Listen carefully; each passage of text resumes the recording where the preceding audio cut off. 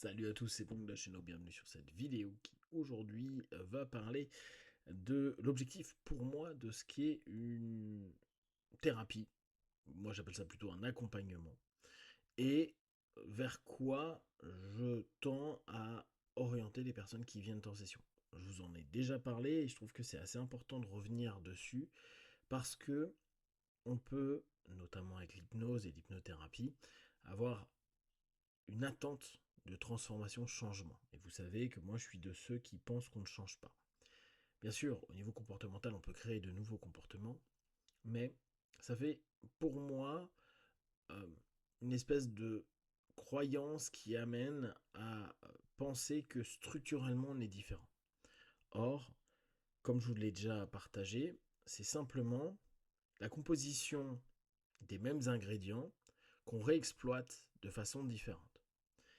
On ne change pas des natures timides, on ne change pas des natures belliqueuses, on ne change pas des natures agressives, on ne change pas des personnes passives. On peut éventuellement leur donner des compétences. Donc on pourrait revenir sur la pyramide de Diels, se dire, bon, j'acquiers une compétence. Néanmoins, on ne change pas ce que l'on est. C'est-à-dire que même des personnes qui, admettons, étaient timides et puis arrivent désormais à mieux parler en public, vont avoir très régulièrement, quand ils vont recommencer un show, ou qui vont monter sur les planches, ou qui vont devoir discuter ou parler ou présenter quelque chose devant du monde, vont avoir à nouveau ce stress pendant quelques minutes, qui vont apprendre à gérer. Mais ça n'empêche que la personne reste une personne timide, qui a appris simplement à s'exposer davantage. On reste ce que l'on est. Et c'est parfois ce qui est désagréable parce qu'on va dire oui mais potentiellement j'aime pas ce que je suis. Et j'en faisais part hier pendant une session, il n'y a pas en fait d'aimer ou pas aimer qui on est. On est ce que l'on est. C'est-à-dire que la plupart du temps, la notion de s'aimer soi, ça serait par rapport à un ensemble de critères qu'on a définis. Or, si on commence à avoir des critères sur ce qui est s'aimer, qu'est-ce que je peux aimer en moi, c'est toujours par rapport à des points de référence externes. Qu'est-ce qui est aimable? On va prendre par rapport à des contextes dans lesquels on a pu évoluer. Ça peut être des figures de référence parentales, frères, sœurs également, la famille, ou le système dans lequel on évolue. Donc, on prend en compte ce qu'on aime bien chez les gens et on se dit, moi j'aimerais être comme ça, parce que ça j'aime bien. Par contre, mon comportement, on reprend l'exemple du timide, là j'aime pas, je préférais être quelqu'un qui est extraverti. Donc, je m'aime pas moi, parce que je suis une personne timide, mais par rapport à quoi? Par rapport au fait que on puisse, ou en tout cas on, étant l'ensemble d'une population, peut être extraverti. Cependant, la notion en tant que telle, si on arrête la comparaison, c'est simplement je suis cette personne-là. Je suis cette personne timide ou extravertie ou sympathique ou antipathique, etc. Et on se retrouve à devoir se dire bon, bah si je ne le compare pas, je suis simplement. Et le fait d'être soi-même, sans avoir à checker par rapport aux autres, alors après on pourra se dire oui mais regarde, on est constamment dans des rapports sociaux, donc on est obligé de se checker pour réussir à rester dans la norme sociale. Norme, c'est la notion qui va faire qu'on arrive à créer des échanges, des transactions avec les autres. Ok. Néanmoins, là on connaît, on sait que c'est des masques qu'on porte. Les masques que l'on porte ne sont pas qui nous sommes.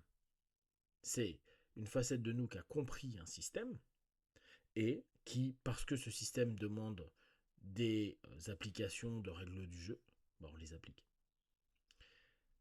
Donc, on se retrouve à, en thérapie, la plupart du temps, parfois au début, encore plus en hypnothérapie, à venir en disant bon ben voilà, moi je veux un nouveau comportement ou je veux cesser ce comportement-là.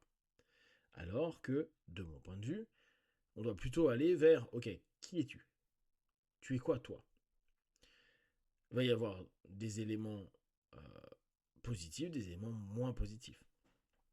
Quand je parle positif, c'est des choses, clairement, c'est des points forts, des éléments qui nous permettent de construire, des choses dans nos vies, etc. Et il y a des choses qui sont un peu plus destructives, dans nos natures, dans nos pulsions, etc.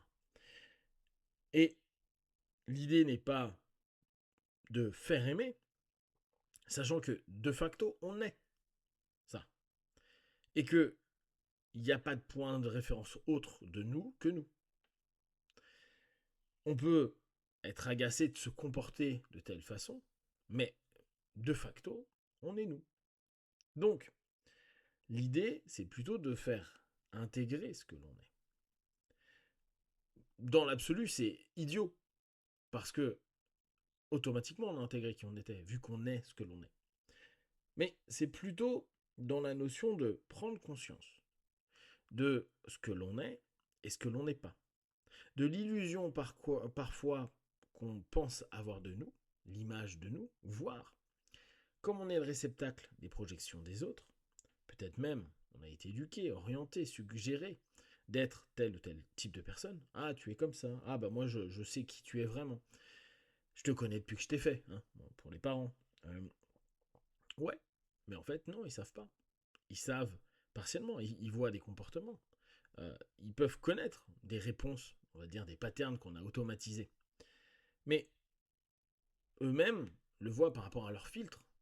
Et d'ailleurs, ils vont valider ou invalider certaines parties de votre personnalité par rapport eux-mêmes, à leurs normes, par rapport à ce qu'ils estiment être bon, ce qu'ils aiment, aux propres comparaisons qu'eux-mêmes ont fait par rapport à leur propre personnalité dans d'autres contextes. Du coup, il y a des moments où on achète des facettes de nos personnalités qui ne sont pas réellement nous. Quand on prend le temps de redécoder ce que l'on est, qu'on reprend le temps de se dire, bon, bah, moi je suis ce type de personne-là, c'est-à-dire je suis composé de ça, de ça, de ça, de ça, et en plus, l'application de cette composition, elle est comme ça, comme ça, comme ça, comme ça. Bien sûr qu'avec les mêmes compositions, potentiellement, on pourrait agir, réagir et fonctionner différemment. C'est là où parfois en thérapie, on travaille sur le comportement. Néanmoins, et ça on le sait, plus on utilise des modèles et des schémas, plus on les automatise, plus on fait pendant longtemps, plus on a des circuits synaptiques qui fonctionnent de cette façon-là, des circuits chimiques qui fonctionnent de cette façon-là, et au bout du compte, on continue simplement à réutiliser ce qu'on connaît, parce que c'est moins énergivore, parce que plein de choses. Du coup, on peut vraiment se dire, ok, je dois juste intégrer ce que je suis, et si le juste, on y arrive en thérapie, ça serait déjà bien. Tout comme vous pouvez intégrer que vous avez telle couleur d'yeux, telle taille, telle physique, telle longueur de cheveux, comme moi par exemple, etc. Tu peux t'énerver et t'agacer en comparant aux autres, mais de facto, tu ne seras pas plus grand, tu n'auras pas d'autres yeux, tu n'auras pas d'autres nez, etc. Alors après, on pourra me dire oui, on peut faire de la chirurgie, blablabla. Mais là encore, on voit que c'est des personnes qui n'acceptent pas le déterminisme initial de leur corps et de leur façon de fonctionner à un moment donné. Donc, on sait que, même s'il y a une satisfaction qui va être éphémère souvent en refaisant des choses, il y a quelque chose dans le fond qui fait que le modèle de base que l'on est n'a pas été connu tel qu'il est. Il s'est automatiquement comparé. Tiens, j'ai pas les cheveux longs, beau gosse. Ah bon. Ou j'ai pas des yeux bleus. Ah bon. Et je le vis mal parce que la comparaison du beau, de ce que j'estime beau, ou des critères de la société, hein, bien sûr, les références externes, c'est avoir les yeux bleus et avoir des longs cheveux. Super. Et du coup, moi, je ne m'aime pas.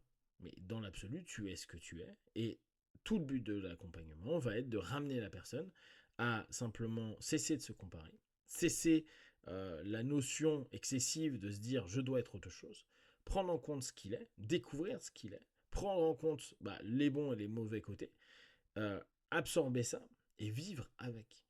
Et pas transformer par rapport à des normes qui elles-mêmes vont se modifier à longueur de temps. On peut revenir complètement sur le principe de normes où on sait que c'est quelque chose de très relatif, mais néanmoins utile pour un rapport social, pour un civisme, pour du vivre ensemble. Donc, pour conclure, l'idée pour moi est vraiment de ramener à ce que l'on est et de permettre à la personne d'accepter ce qu'elle est.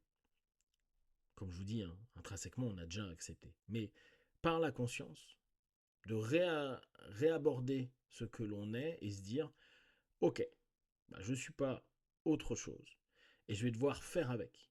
Et le faire avec va nous permettre d'être dans des cheminements, des mises en place d'actions, de pensées, de modes de vie qui correspondent à ce que l'on n'est pas, aux attentes qui sont parfois venues de l'extérieur, et ou à des fantasmes de choses qu'on ne deviendra jamais, parce que tout simplement, on n'est pas préprogrammé, on n'a pas les aptitudes pour ça, mais ça n'empêche pas qu'on puisse vivre une vie complètement ok avec ce que l'on est. Si vous avez des questions et des remarques, partagez-les. Comme d'habitude, de tout ce que je propose, ne prenez que ce qui est bon et juste pour vous tester, observer, analyser et conclure. Be one. Ciao.